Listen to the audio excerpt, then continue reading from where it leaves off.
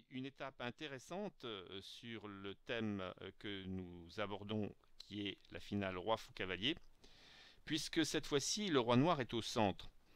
Vous avez d'ores et déjà étudié lors des vidéos précédentes la façon dont on procède pour forcer le roi noir à se mettre au coin de l'échiquier et à le mater. Mais maintenant, le roi noir est au centre et il va falloir le forcer justement à aller au bord de l'échiquier, et c'est cette façon de procéder qui va nous intéresser au plus haut point lors de cette vidéo. En fait, dans ce cas de figure, il y a plusieurs manières sur la façon de gagner cette position du côté blanc. Quoi qu'il en soit, de toute façon, il faudra procéder par petites étapes. Donc, votre objectif est de placer le roi au bord de l'échiquier, ça nous le savons. Mais il va falloir, avec les pièces fou, cavalier, roi, coordonner l'ensemble de ces trois pièces au mieux pour forcer donc le roi à céder du terrain. Alors, comment faire pour chasser le roi noir du centre? Déjà, il faut vous concentrer sur les quatre cases centrales. Ici, D5, E5, E4 et D4. Le roi noir va chercher à rester sur ces quatre cases, en tout cas avoir l'opportunité d'y accéder à tout moment. De votre côté avec les blancs, votre objectif premier sera de placer le roi à la place du roi noir, en tout cas sur l'une de ces quatre cases. Comment maintenant procéder? Eh bien, déjà dans un premier temps, roi B2, c'est un coup naturel. De toute façon, la centralisation de votre roi est une priorité pour cette finale. Donc il est sur la case 1, il va bien falloir le centraliser. Donc roi B2 est un coup très utile. Encore une fois, il y a plusieurs possibilités de la part des noirs. Je vous propose un scénario possible qui nous sera instructif sur la manière de conduire cette finale. Il décide ici de jouer roi D3. Pourquoi un tel coup? Tout simplement parce que le roi noir veut se réserver un total contrôle des cases de fuite D4 et E4.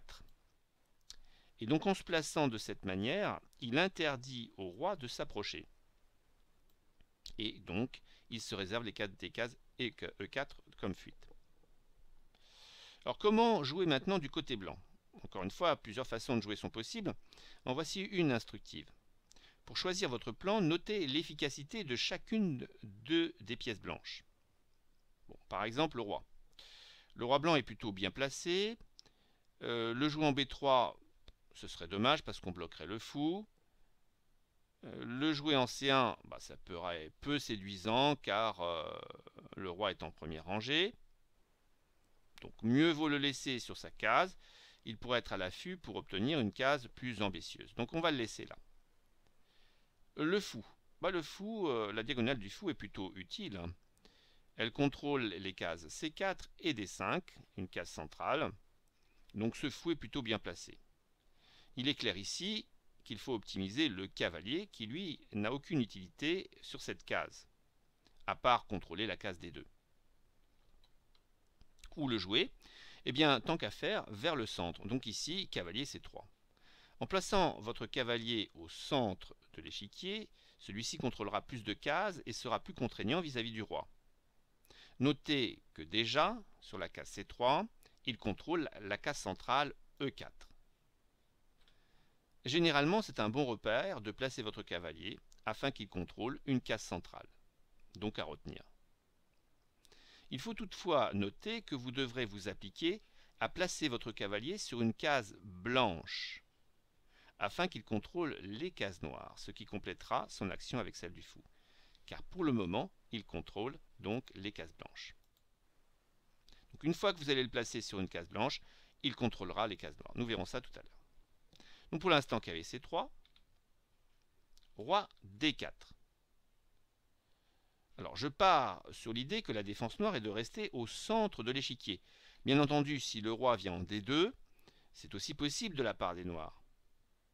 Mais cela facilite la tâche blanche.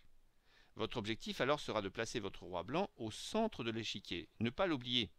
Donc ça veut dire que le roi blanc va chercher à obtenir la case D4 ici par exemple. Donc qu'est-ce qu'il va jouer? Il va jouer par exemple le roi B3, Les noirs vont chercher à le contenir, roi D3. Fou B1, cette fois-ci la diagonale du fou est ici utile. Roi D4 et maintenant roi B4 avec opposition. On voit déjà que la coordination des pièces blanches avec le fou qui contrôle la diagonale, le cavalier qui contrôle D5 et le roi qui contrôle ici C5, C4 et la case C3 fait que le roi noir n'a pas énormément de cases à sa disposition. Si par exemple il choisit de jouer roi E3, il y a aussi roi E5 que nous verrons, et bien s'il choisit de jouer roi E3, et bien dans ce cas de figure, le roi vient en C4 et on s'aperçoit que le roi déjà ne peut plus revenir sur sa case D4 ou E4. Et s'il revient en D2, eh bien le roi blanc aura obtenu satisfaction puisqu'il aura contrôlé et occupé maintenant la case D4. Le roi noir est déjà très proche du bord de l'échiquier. Si je reprends par exemple un roi E3, au lieu d'aller en E3, il pourrait aller en E5. Mais dans ce cas de figure, la prise d'opposition du roi blanc va forcer le roi noir à céder l'une des cases centrales, roi E6 et maintenant roi D4. Et à nouveau, les blancs ont obtenu leur objectif, placer le roi à la place du roi noir. C'était un exemple, mais nous allons revenir à la position maintenant principale, c'est-à-dire ici roi D4. Le roi reste au centre pour interdire au roi blanc d'occuper cette case.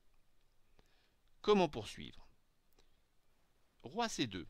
C'est un excellent placement du roi blanc qui conteste ainsi la case D3. Celle-ci ne peut plus être utilisée par le roi.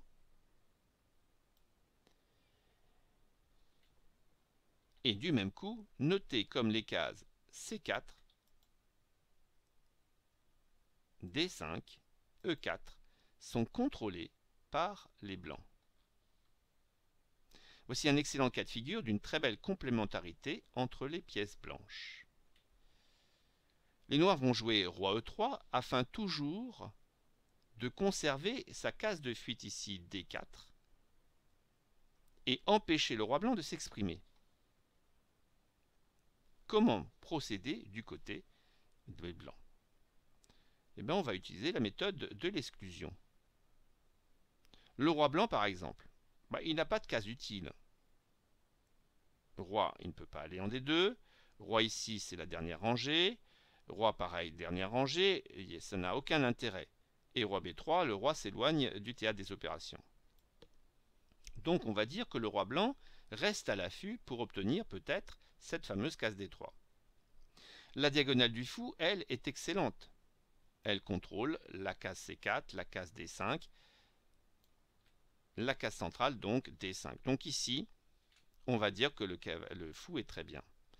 Il manque en fait le cavalier, il faudrait à nouveau l'optimiser. Mais où? Cavalier D5. C'est un excellent coup qui conteste les cases noires, et notamment la case E3.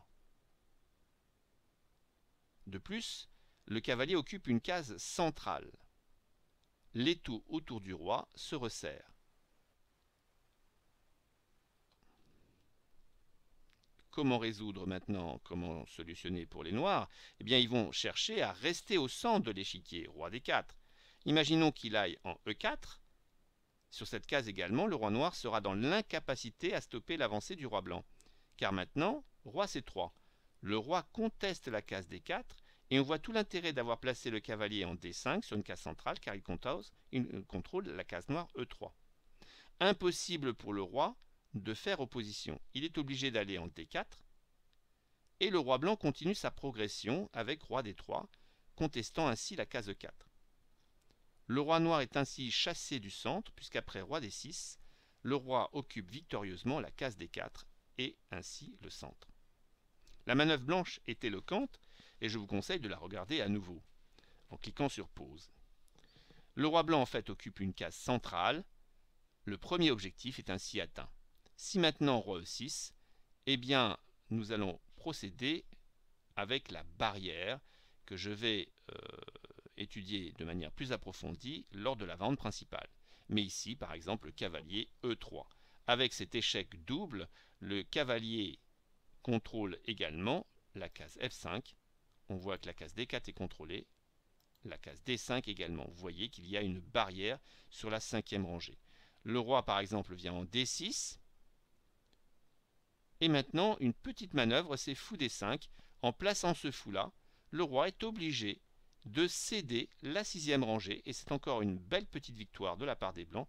Après roi C5, les blancs ont obtenu déjà un sérieux avantage de prise d'espace. Cet exemple montrait tout simplement l'idée de roi E4. Mais prenons la réplique, roi D4. Le roi ne veut pas donner la case D4, mais ceci dit, les blancs poursuivent par roi D2. La prise d'opposition est une manœuvre royale classique pour chasser le roi adverse. En effet, en se plaçant de cette manière, le roi conteste la case D3, la case C3 et E3, qui est également contestée par la présence du cavalier. Roi E4. Et maintenant, comment poursuivre? Eh bien, le roi va poursuivre son action en se plaçant sur la case C3. De cette manière, il contrôle la case D4, mais également gagne une rangée supplémentaire de jeu. Le roi monte sur la case 5. Il est difficile pour lui de pouvoir rester sur la case 3, bien entendu. La case est contrôlée par le cavalier. On voit tout simplement que les cases sont de moins en moins accessibles, les cases au centre, pour le roi noir. Roi ici en E5. Et regardez comme le roi continue son travail en contestant ainsi la case E4 et la case D4. Le roi noir ne peut plus y accéder, est obligé de s'éloigner, par exemple ici en E6. Maintenant, le roi va se placer en E4 et les blancs ont ainsi placé leur roi au centre de l'échiquier. Ils ont atteint leur premier objectif. Il s'agira maintenant d'interdire au roi noir de franchir la 5e rangée. Je reprends cette étape de placer le roi hors du centre. Et je poursuivrai ensuite cette position avec vous tout à l'heure. Reprenons.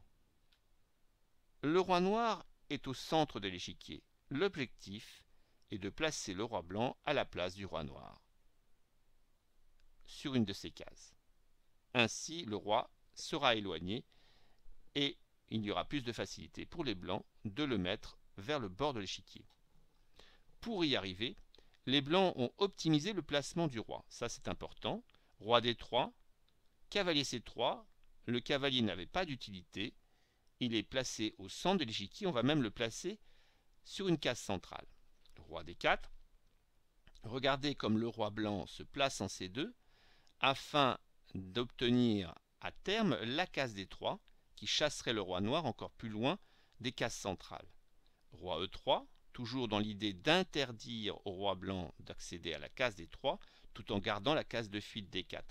Cavalier D5, une manœuvre très intéressante qui permet de placer le cavalier sur case blanche et en le plaçant sur case blanche protégé par le fou, il contrôle les cases noires et ça c'est important à retenir. Il y a donc une complémentarité entre le fou case blanche et le cavalier qui contrôle les cases noires. Roi D4 afin toujours d'interdire au roi blanc de se placer sur une case centrale. C'est la manœuvre de défense typique des noirs. Mais cela va ne pas empêcher les blancs de continuer à jouer ici roi D2 et la prise d'opposition force le roi noir à jouer en retrait. En tout cas, roi E4 avec une dernière tentative d'occuper une case centrale. Mais roi C3, cette manœuvre de contournement montre avec force et vigueur que le roi noir ne peut continuer à rester sur les cases D4 ou E4. Il est obligé de s'éloigner et la manœuvre du roi blanc est encore typique puisqu'au fur et à mesure de l'éloignement du roi noir, le roi blanc conteste les cases pour que le roi noir ne puisse plus accéder à la case E4 ou D4. Roi E6, roi E4 et la manœuvre d'opposition force le roi noir, ici, à venir en D6, même manœuvre, prise d'opposition, roi E6, et nous voici donc à cette position que j'avais stoppée tout à l'heure. Voilà donc un premier objectif atteint, le roi blanc a contesté ainsi et s'est placé sur les cases centrales. Comment va-t-on procéder maintenant du côté blanc? Eh bien, nous allons chercher à empêcher le roi noir de pouvoir franchir cette cinquième rangée. C'est une méthode comme une autre. Bien sûr, il y a d'autres possibilités encore de gagner cette position. Mais celle-ci est tout à fait instructive, puisque en jouant par exemple cavalier E3, le roi vient en D6, pardon, le roi E6, en jouant cavalier en E3, vous créez une barrière. La notion de barrière est extrêmement importante à maîtriser. Elle vous sera très utile pour plusieurs finales, autres même que cette finale. Donc, conservez à l'esprit que la barrière est jouée ici par la présence du fou, qui contrôle ici D5, mais par la présence du roi, qui contrôle ici E5, et par la présence du cavalier, qui contrôle la case F5. On voit bien qu'il y a une barrière et que le roi noir ne peut pas franchir cette barrière. Très belle collaboration donc des pièces blanches entre elles. Le roi vient en D6 pour continuer à rester sur la sixième rangée. Il ne veut pas céder de l'espace. Évidemment, s'il arrive au bout, au bord de l'échiquier, le réseau de maths va devenir évident. Donc ce coup est logique. Et là, on va utiliser une manœuvre que nous avons vue tout à l'heure lors d'une sous-variante, c'est fou D5. C'est un coup à mémoriser car celui-ci force le roi noir à céder la rangée 6 finalement, puisque la case C6 et la case E6 est ainsi contrôlée, que les cases C5 et E5 sont impossibles à occuper pour le roi noir, et bien celui-ci n'a d'autre possibilité que de reculer, par exemple en E7, et maintenant le roi blanc va continuer sa progression pour prendre l'opposition vis-à-vis du roi noir et prendre de l'espace à nouveau, c'est-à-dire empêcher le roi noir de pouvoir même accéder à la sixième rangée. Les blancs sont idéalement placés pour passer à l'objectif de forcer le roi noir à se placer sur la dernière rangée. Alors, le roi vient en D7, et par exemple, il cède ainsi l'opposition, mais comment poursuivre? Eh bien, nous avons toujours cette idée de créer une barrière. Et cette barrière, cette fois-ci, au lieu que ça soit la cinquième rangée, ça va être à la sixième rangée. Et donc, on va utiliser maintenant le cavalier pour le rapprocher, ici par exemple en C4, et nous voyons que la barrière est ainsi construite, B6 contrôlé, C6 contrôlé, D6 contrôlé, E6 contrôlé, et même F6. Ce roi noir n'a pas de case utile à sa disposition sur la sixième rangée. Il se place en E7 afin de garder l'opposition vis-à-vis du roi et garder cette septième rangée. Comment poursuivre? Eh bien cette fois-ci, on va l'empêcher de pouvoir bouger, c'est-à-dire en fait, sur cette septième rangée, on va le confiner, l'obliger à céder du terrain. Et là, le coup cavalier B6 est naturel, car vous remarquez que le fou conteste la case F7, la case D5 avec le roi, case ici D6, F6, et le cavalier, lui, conteste la case D7. Ces cases sont ainsi interdites au roi noir et on voit qu'il n'a plus que la possibilité d'aller sur une des cases de la dernière rangée. Cela devient bien sûr critique pour le roi noir. Celui-ci, je donne un exemple, va par exemple en E8. Et le roi blanc continue sa progression. On voit quand même que pour jouer cette finale, il faut bien travailler avec son roi et utiliser le thème de l'opposition. Ces deux rois en opposition vont forcer le roi noir à céder du terrain. Ici, par exemple, il va se placer en D8. Opposition de la part des blancs en E8 pour ne pas... Enfin, il est obligé de toute façon d'aller sur cette case. Et son idée, c'est d'essayer d'aller de ce côté-là parce que nous savons que le fou ne pourra pas mater. Nous savons que cette case ne peut pas être utilisée pour les blancs.